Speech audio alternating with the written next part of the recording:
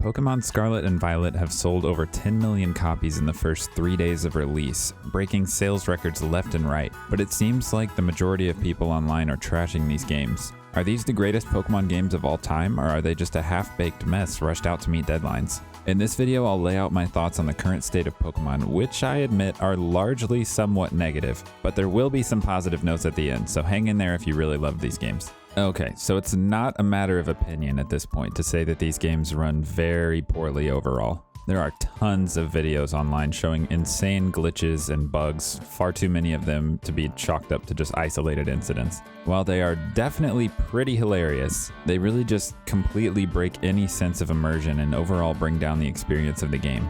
Aside from obviously unintended glitches, we have other visual problems in the game as well that seem to be intentional, such as extremely aggressive pop-in, distant objects rendering at seemingly 3 FPS, close objects also rendering at 3 FPS. I have to assume all of this is in an attempt to help the game maintain a constant overall frame rate, but do the seemingly aggressive attempts to manage the performance of these games pay off? Nope.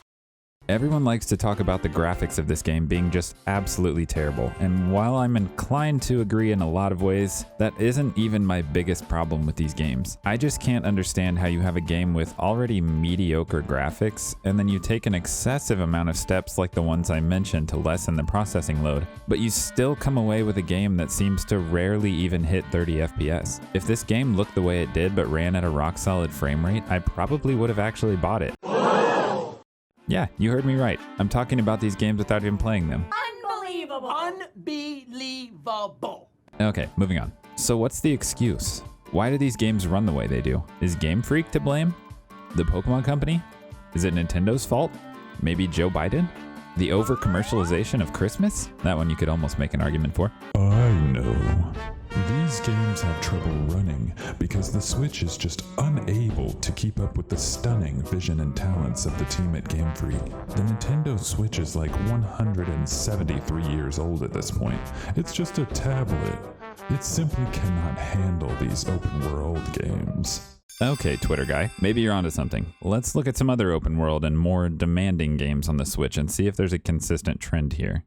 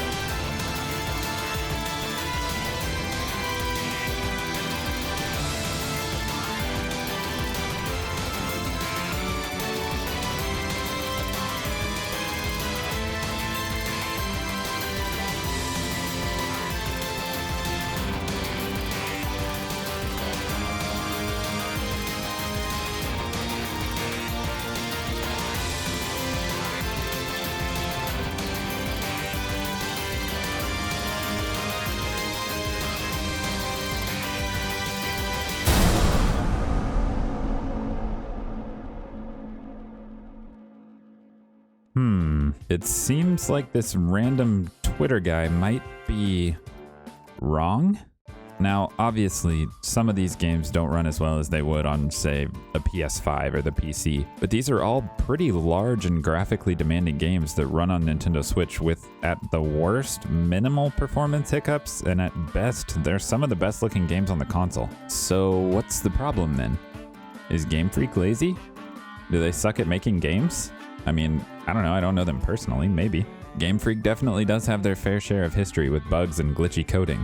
But based on this research I'm about to show you, I'm willing to bet that even if that is part of the story with Scarlet and Violet, it's not the whole reason. I've seen a lot of these videos talk about team sizes and development time, but none of them ever seem to actually show any numbers. I decided to do a little research and see if the data would show us any reason as to why these games were released in this state. So I went to the most reliable sources I know. Wikipedia is the best thing ever. Anyone in the world can write anything they want about any subject. So you know you are getting the best possible information. So in my research, I found some honestly shocking information that I think gives us a clear picture as to why Pokemon is in the state it's currently in. Let's go over it. So for this comparison, we're going to use 3 different games. Pokemon Scarlet and Violet, let's be honest, it's just one game.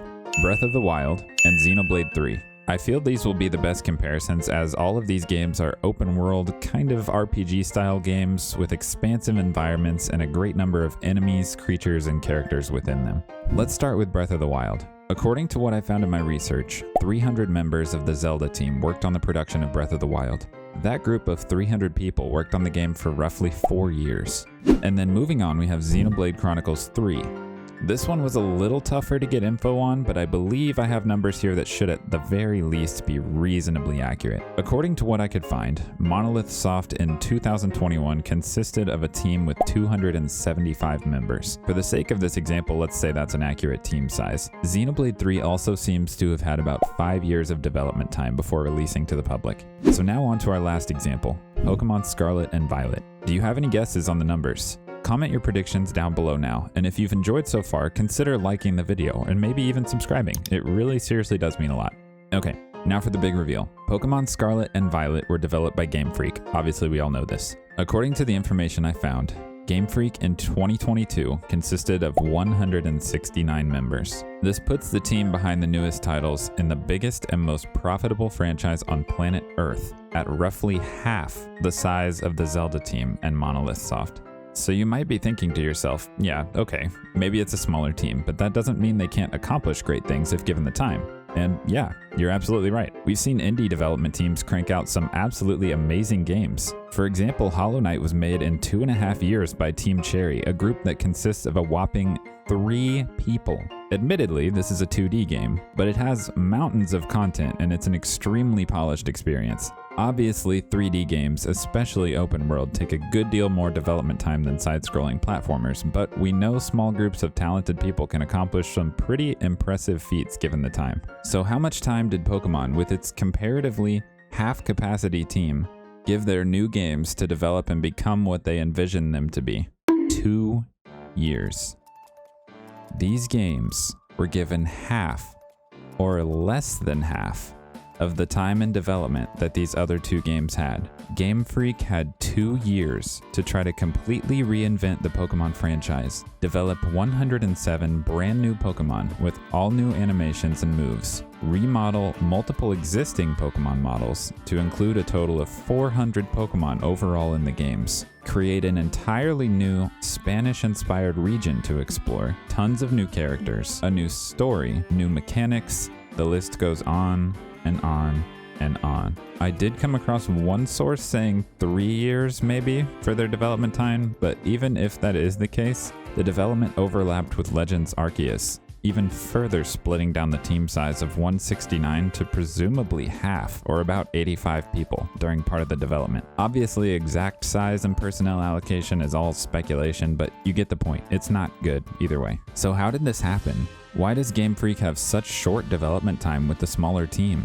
Can't they just delay the game if it isn't ready? We've seen Nintendo and Zelda team do this before, why can't Pokemon? I'm sure you've heard the potential reasons for this in other videos, so I'll keep this section brief.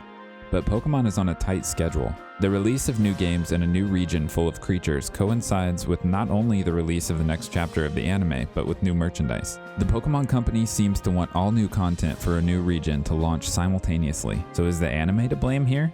Let's look at some numbers again. Some people like to ignore this fact, but there is one single thing in this world that most actions and strategies boil down to, particularly for companies in the business world. Say it with me if you know it.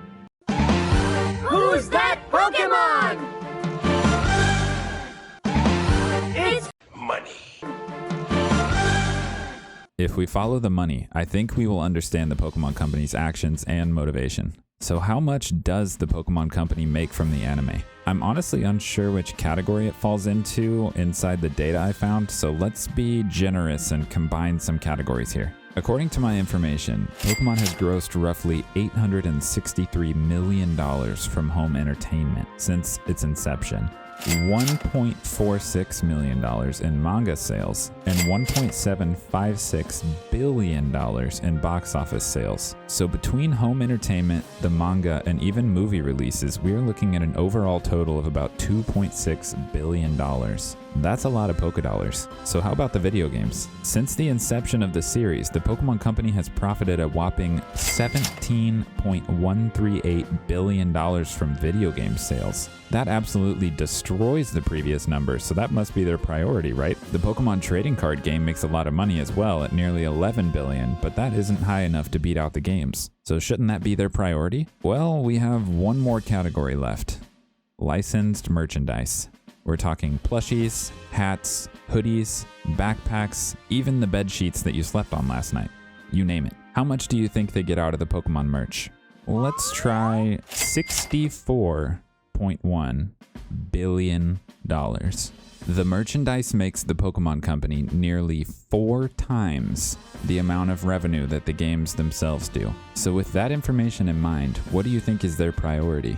Doubling the size of GameFreak and allowing extra time to release highly polished AAA gaming experiences to consumers, or pumping out half-baked titles filled with over 100 brand new, cute little merchandising opportunities for trainers to get attached to, all in hopes that the power of nostalgia and brand recognition will keep fans purchasing the product regardless of the state that it ships in. Personally, I'm inclined to believe the latter. Call me jaded if you want, you'd be correct, but I think the recent history of Pokemon only proves this to be true. To conclude my main point before ending on a few positives, I think at this point we know how to make the games better. GameFreak needs a larger team and more development time to create a more polished game. However, if you follow the money, I just don't believe the Pokemon Company has been incentivized to do any of those things, particularly given how well these games have sold.